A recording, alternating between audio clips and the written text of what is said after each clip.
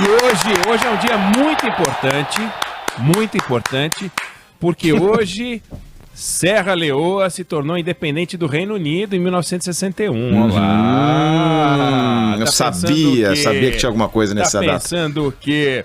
Mas, Carla e Felipe, e ouvinte querido, ouvinte querida, a gente acompanha o noticiário político de um jeito e os políticos acompanham o noticiário político de outro jeito. Não só porque eles fazem o noticiário político, mas porque eles pensam de um jeito diferente, eles são diferentes de nós, né? Então, para nós, interessa o que está acontecendo, porque aquilo e essas coisas que estão acontecendo interferem na nossa vida simples, né? O jeito como a gente vive, o jeito como a gente ganha dinheiro, o jeito como a gente trabalha, o jeito como a gente, enfim, enfrenta os desafios do dia a dia. O desafio sanitário agora, o desafio econômico, social. Mas para eles sempre tem uma variável que para nós não tem tanto quanto eles, que é eleição. Eles sempre estão pensando assim, hoje e o amanhã. Hoje e a eleição de 20, hoje a eleição de 22, hoje a eleição de 20. Eles estão sempre pensando nisso.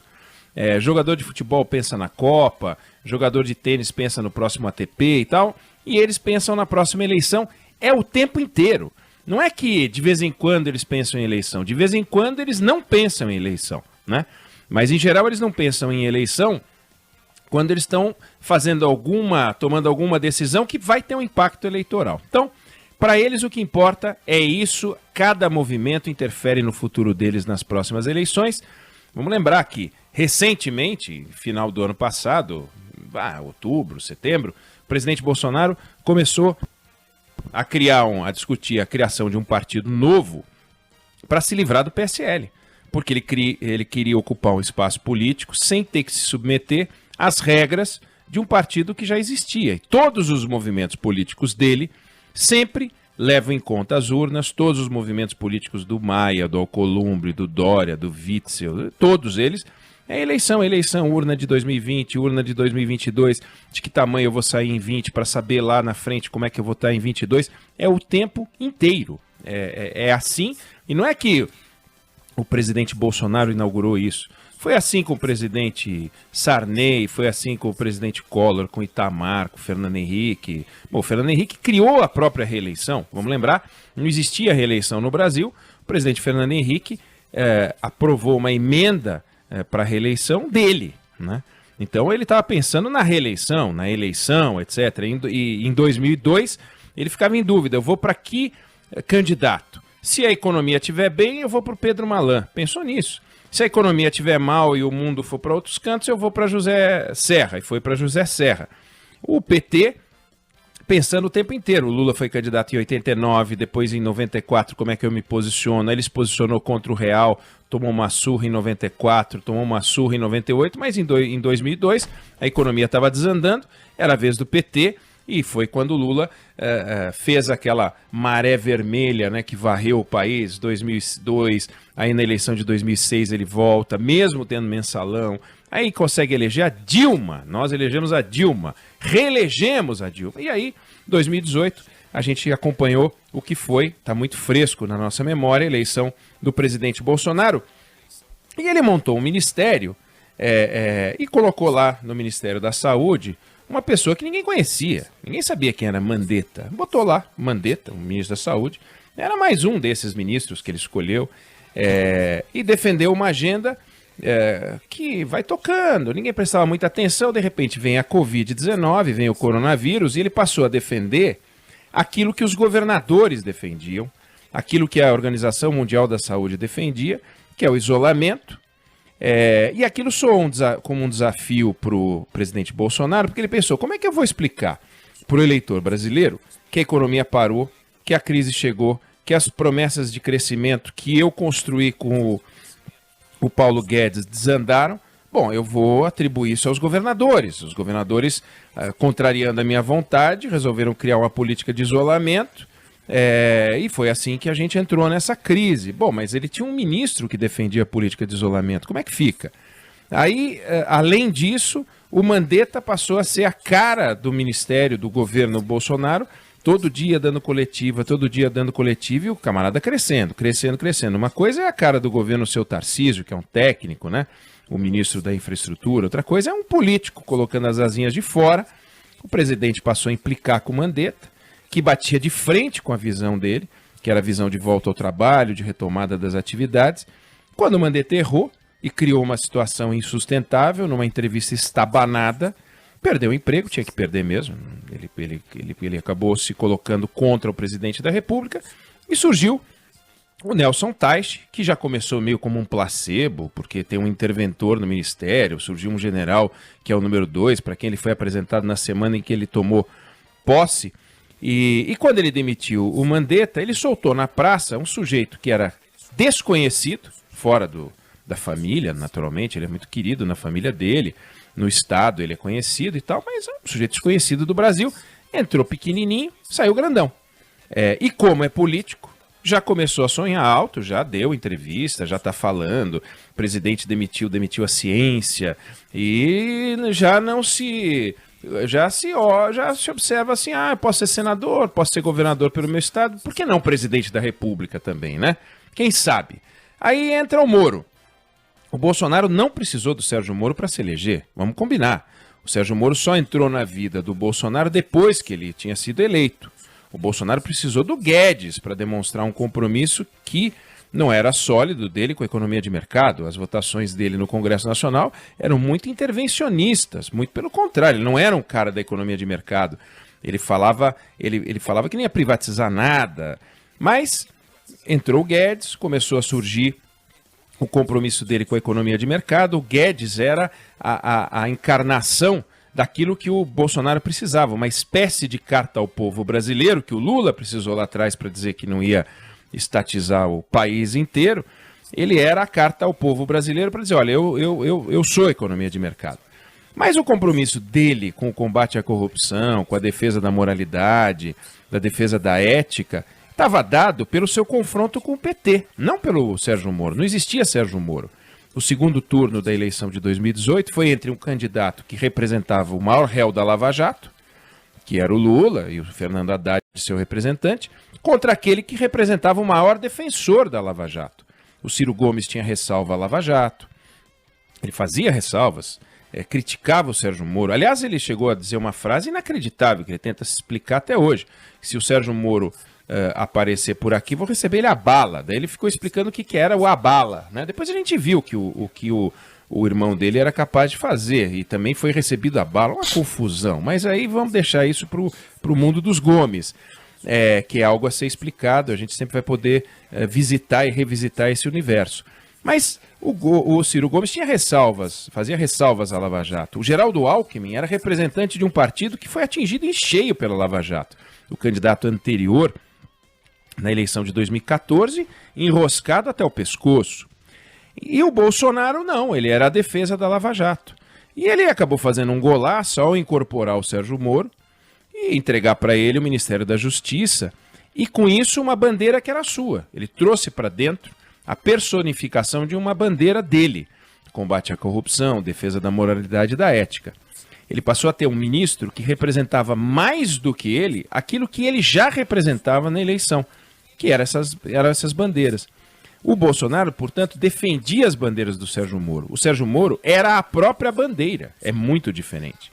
Quando o Moro sai atirando e diz que o Bolsonaro queria interferir na Polícia Federal, queria trocar o diretor-geral da Polícia Federal para saber sobre investigações, queria interagir com os superintendentes da Polícia Federal, queria informações, ele atinge o presidente naquilo que é mais caro ao presidente da República. Vamos imaginar que o corredor Usain Bolt fosse acusado de sonegação. Seria ruim, seria péssimo, seria lamentável, seria dramático, mas isso não tiraria o brilho da capacidade dele de correr 100 metros rasos no tempo que ele corre. Agora vamos imaginar que a gente descobrisse que o Usain Bolt usa bola, toma hormônio para andar mais rápido. Aí sim, aí você atinge o Usain Bolt naquilo que ele tem de mais caro, que é a capacidade dele de correr rápido. Quando o Moro diz que o Bolsonaro não está agindo segundo a ética, a moral e segundo as regras de combate à corrupção, ele atinge o presidente Bolsonaro naquilo que tinha de mais caro na campanha dele. E foi o que ele fez. O presidente desmentiu, os dois se desentenderam, o Moro saiu dizendo que o Brasil pode contar com ele. Quer dizer, o Mandetta saiu dizendo que não descarta a possibilidade de ser candidato a presidente, o Moro saiu dizendo que o Brasil pode contar com ele, e nesse raciocínio de que os políticos só pensam em eleição, o Bolsonaro, que só age de olho na eleição, e os políticos que só agem de olho na eleição, o Bolsonaro pode ter feito uma coisa inesperada. Ele transformou o Mandettinha num Mandetão, ele transformou o Moro, que já era grande, num Mourão, sem falar que ele tem a sombra do próprio Mourão, o vice, porque o debate provocado com o Moro acabou fazendo surgir uma discussão sobre impeachment, sobre saída, sobre julgamento, sobre CPI, sobre investigações no Supremo Tribunal Federal. E assim o Bolsonaro soltou o Moro e o Mandetta por aí. E já tem gente falando que os dois podem formar uma chapa perfeita para 2022, Moro e Mandetta. Um é a justiça, o outro é a saúde. Quer dizer, será que a gente está diante de um spoiler de 2022? Quer dizer, o eleitor que votou no presidente Bolsonaro era formado por quem queria o Bolsonaro e também por quem não queria o PT. O eleitor que votou no Fernando Haddad era formado por quem queria o PT e por quem não queria o Bolsonaro. Então, vamos imaginar, Bolsonaro tem 30% dos votos? Tinha.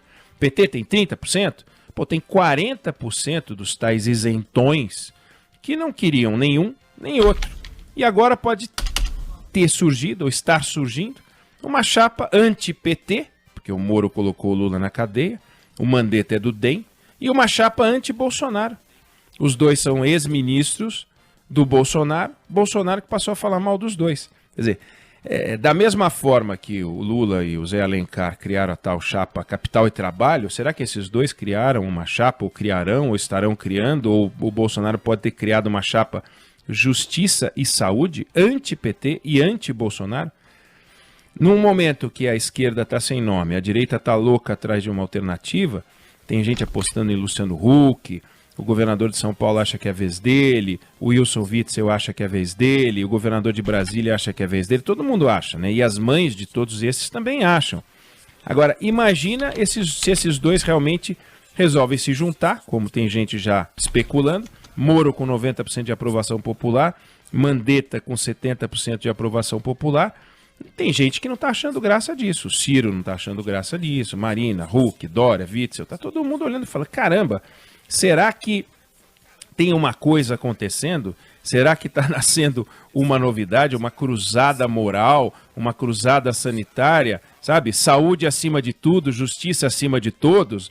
Vai saber o que está acontecendo. E foi bom o Bolsonaro hoje de manhã fazer um gesto a favor do Paulo Guedes, porque o Paulo Guedes, que apareceu de meia, era meia aquilo mesmo, então, e máscara, sem paletó, naquela entrevista coletiva mal ajambrada, ele era o mais mal ajambrado daqueles com... Fora o Nelson Teich, que estava com uma cara esquisitíssima, né?